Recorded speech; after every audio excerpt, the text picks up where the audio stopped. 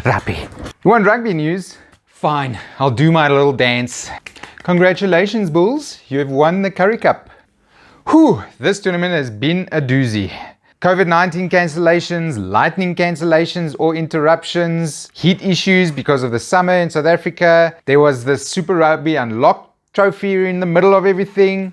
You know, in the end, the two formed teams in South Africa made it to the final. The game was stopped in the first half by a lightning storm, yet another cruel intervention by Mother Nature into this year's rugby. Luckily, play could resume and we got the thriller that we did in the end. The Sharks came to play and they gave the Bulls their toughest match of the year probably. They led by 19 points to 9 at some point. The Bulls bench had to work hard to pull the game back to 19 all by full time, which meant we went into extra time. Extra time was almost finished before Arno Botha scored a try and sealed the game for the Bulls. You could see by their celebrations that the Currie Cup still means a lot for South African rugby players. It does for me too. We'll always wonder what it would have been like had there been a full crowd at this stadium and some drier weather. It was still a pretty good game considering the conditions. Okay, so the Currie Cup's over. That means the real fight in SA Rugby only starts now. Who gets to be a Springbok? Who gets to be in all the teams of the tournament lists on every website in the country? I have my own opinions on that matter. Here are my opinions on that matter. I present to you my favorite players of the 2020 Currie Cup. Dwayne Vermeulen, surprise, surprise. He's still Thor, basically. Unstoppable.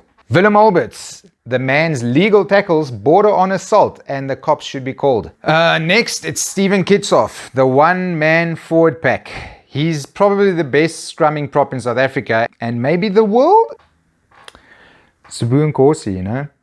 Man, so cool, he doesn't even smile when he scores tries in the Currie Cup final. Next, joy of joys, Wandisile Simelane. His hands, his feet, his smile. Everyone should be that happy playing rugby. Lastly, Cornell Hendricks. The man has turned into a phenomenal inside centre. In almost every match he played, he broke the line and broke ankles with his mad jukes. There's a little tournament starting in Europe this weekend. It's called the Six Nations. Ever heard of it? Optimism has won the day and the tournament will go ahead with Italy and France first up in Italy. Italy is playing like the Cheetahs of old under Franco Smith, which means lots of beautiful tries and a last 20-minute slump, which usually means Italy loses the game. I see the French winning this match away from home with all their speed and their power and their skill and the beautiful running and Dupont and Olivon and Ficou.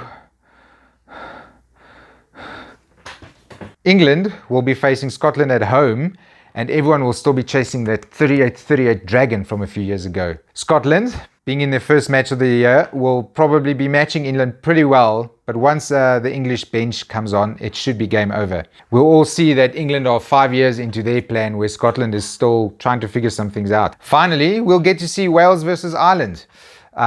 I don't really know what to think about these two teams. My gut says Ireland should win this match even away from home. Wales has not really fired under Pivak yet and they've had some pretty bad matches as well. With Ireland, you can basically just put out the Leinster squad and still come third in this tournament. My dream final table is France at the top and everyone else below them. They are my bay up north and Dupont has been sent to save us all. Josh Adams. Who is that, you ask, Mom? Well, he is a Welsh winger. He scored the most tries at the 2019 World Cup, likes to keep his hair high and tight, and he's the latest victim of one of the great evils of our time, the gender reveal party. Mr. Adams, starting winger for Wales, I might add, has been suspended for 2 matches for breaching COVID-19 protocols. He did this to tell people the gender of his unborn child. Coach Pivak and Josh Adams did talk and he was very apologetic and embarrassed. And now the Welsh camp just hopes that no positive tests come back from this breach of protocol. For now, all he can do is hope his replacement doesn't steal his starting spot. If it does happen, that's yet more evidence that gender reveal parties are pagan rituals who curse everyone that attends them. At best, they cause confetti litter in parks. At worst, they set California on fire. And somewhere in the middle, Josh Adams gets suspended for 2 weeks. Lions Watch! The latest shit flung at the wall to see if it sticks was an offer to host by Rugby Australia. Their proposal stated that they would only seek to cover their costs and all profits would go to the B&ILions and to South African rugby. There is a large population of expats from the UK and South Africa in Australia and they've been hosting sporting events successfully for the last 12 months. The main problem, as always, is money. broadcasters paid for primetime rugby. South Africa is in the same time zone as England mostly. Games would have to kick off pretty late to stay in prime time, and this could lead to smaller crowds and bad playing conditions. Another uncool thing is no midweek games against South African clubs. No watching the Bulls get hammered or the Sharks possibly pulling off a shock win, which would suck. My idea from a few weeks ago stands.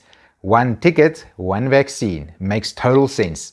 It's not a misappropriation of life-saving injections, okay? And then I get to go see the matches live, because I paid for them. And that's it. See you next week. Bye.